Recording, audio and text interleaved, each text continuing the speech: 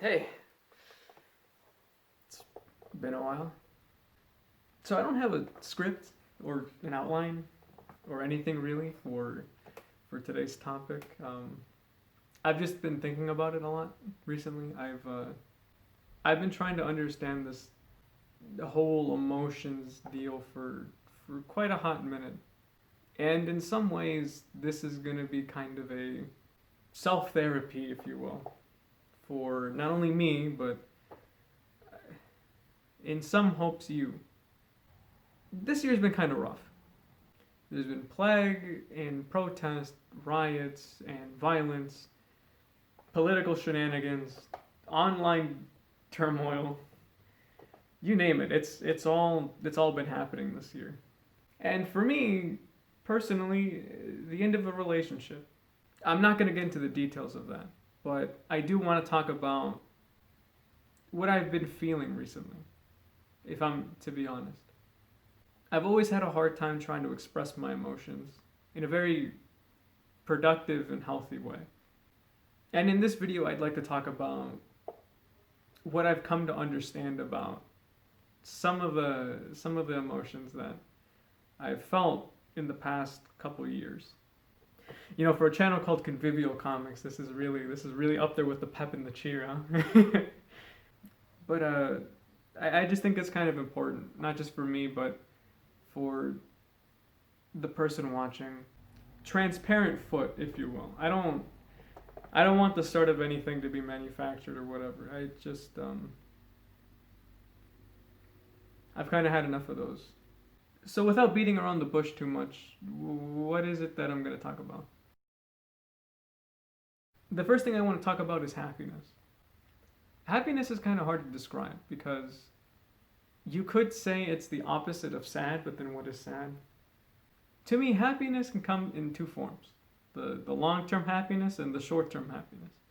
Many of us experience the short term happiness as something that's giddy and exciting, and it's an overall pleasant feeling, and maybe within the day, maybe within a couple days, I don't know. But a long term happiness is something I feel you don't know you're in until it's gone.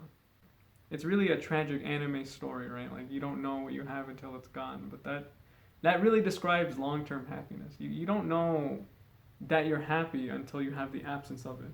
You see what I'm saying? It's a general positive attitude that carries through days, weeks, months. It really makes a difference in your overall approach to many things. When somebody wishes you to be happy, they're talking about the long term one. They want you to have that overall positive experience in your life compared to the short, eventful ones that happen over a couple days, maybe a couple hours, I don't know. In a weird sense, that's kind of what I want to do for Convivial Comics. That's something that I want to give to people. Not just the short term, exciting, dramatic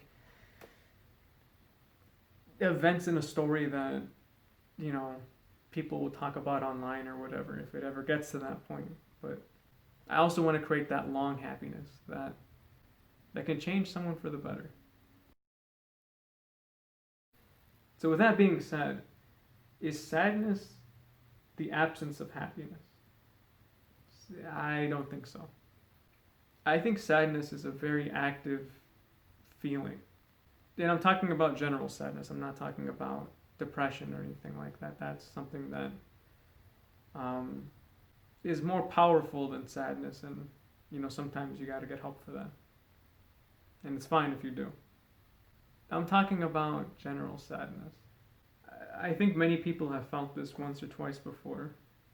It's like a cloud over your head, and I know that analogy's been made like 1,000 times, but it really is. It's a cloud.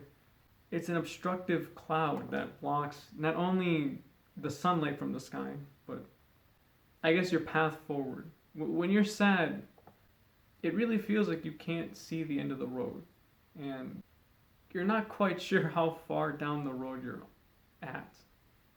I think someone can be sad and also have short-term happiness. And I think sometimes that's what people mistake for getting better. now that I think about it. Am I sad? No, not really.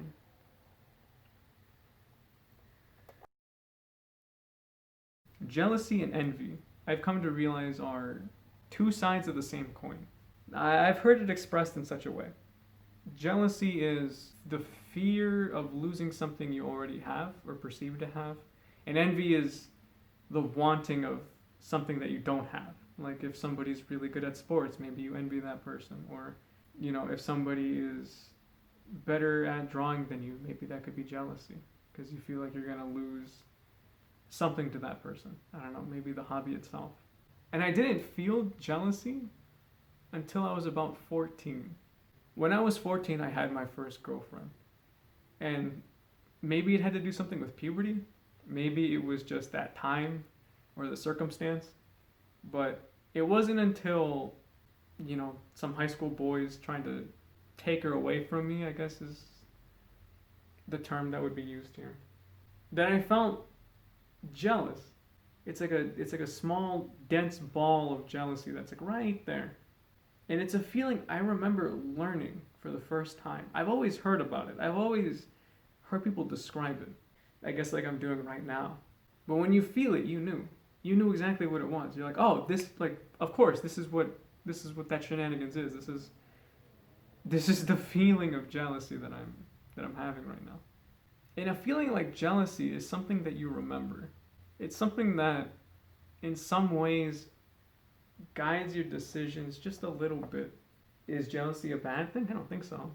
In excess, of course, much like every emotion, in excess it's not good.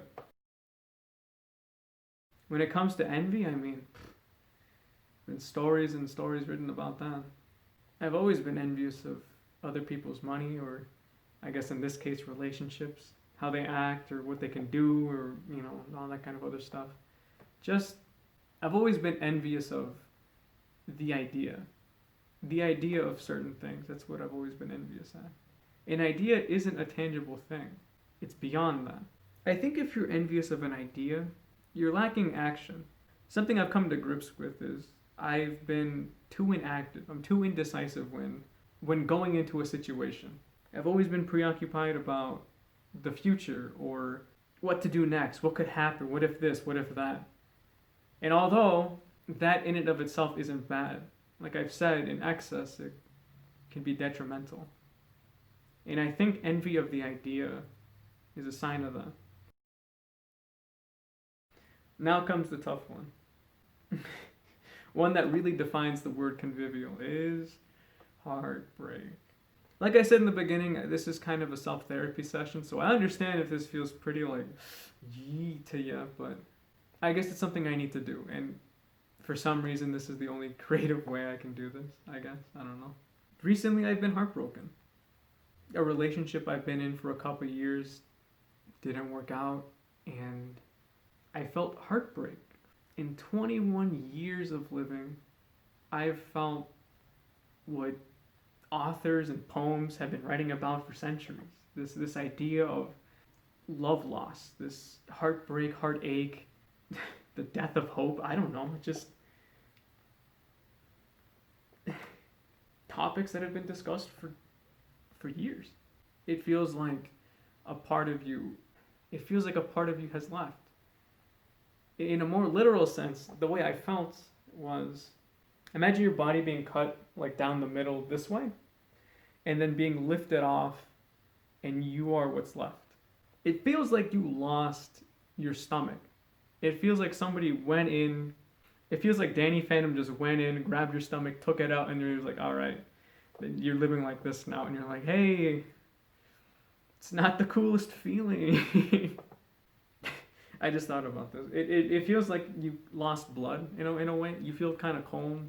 I don't know if that's a good analogy, but it just feels like you've been drained. Something's been taken out of you. And it's very reflective. I'm not going to sit here and pretend like I was a paragon of a boyfriend in my relationship. I had faults. I made really stupid mistakes, and I was always inactive. I didn't take action when I should have. In a weird, twisted way, a heartbreak is the ultimate mirror. Because when that other person is lifted out of your body, all you have is you. And you're like, wow, this is who I am now? My relationship lasted a couple of years. So the person I was before is not the same person I am now. And the person I am now isn't going to be the same person 4 years from now. Something I just want to throw in there is anger.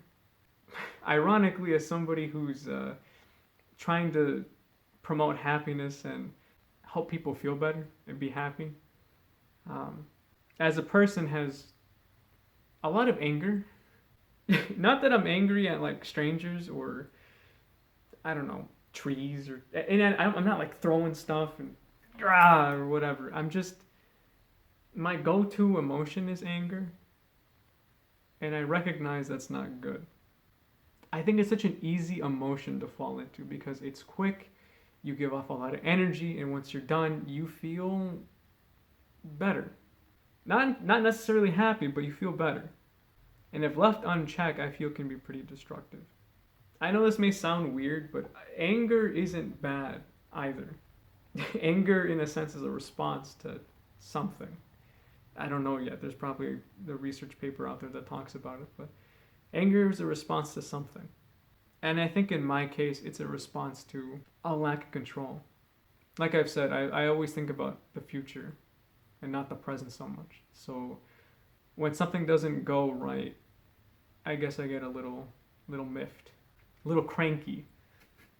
I got doo-doo in my britches and I'm wanting a bottle because, I don't know, the game of Fortnite didn't go well. I'm not perfect. I'm working on it. The last thing I want to talk about is loss. For the most part of my life, I haven't really lost many things or people. Recently, I've lost my grandparents because, they get old and it's just the nature of life.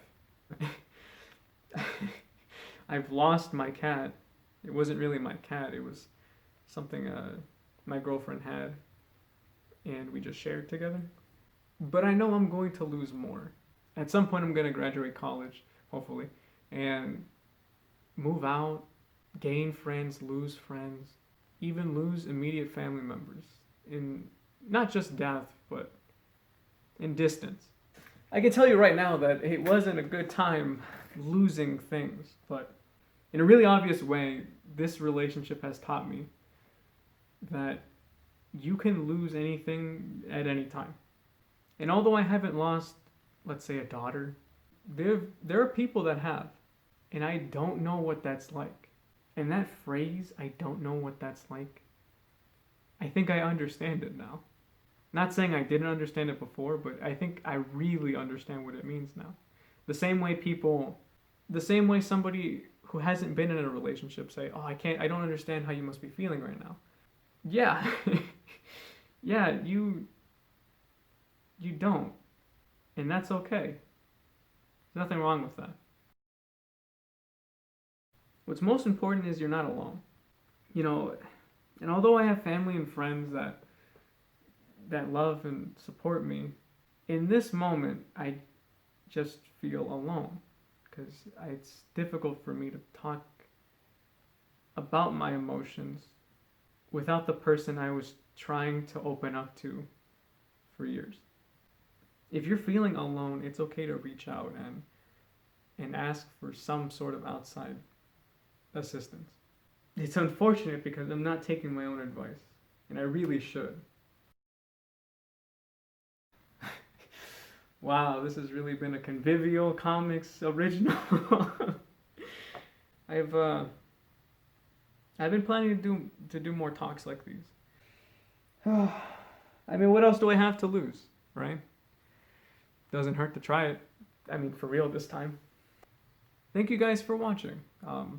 Hopefully you got to know me just a little bit more.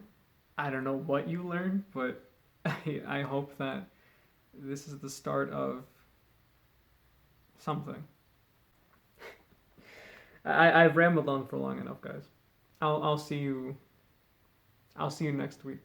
Okay?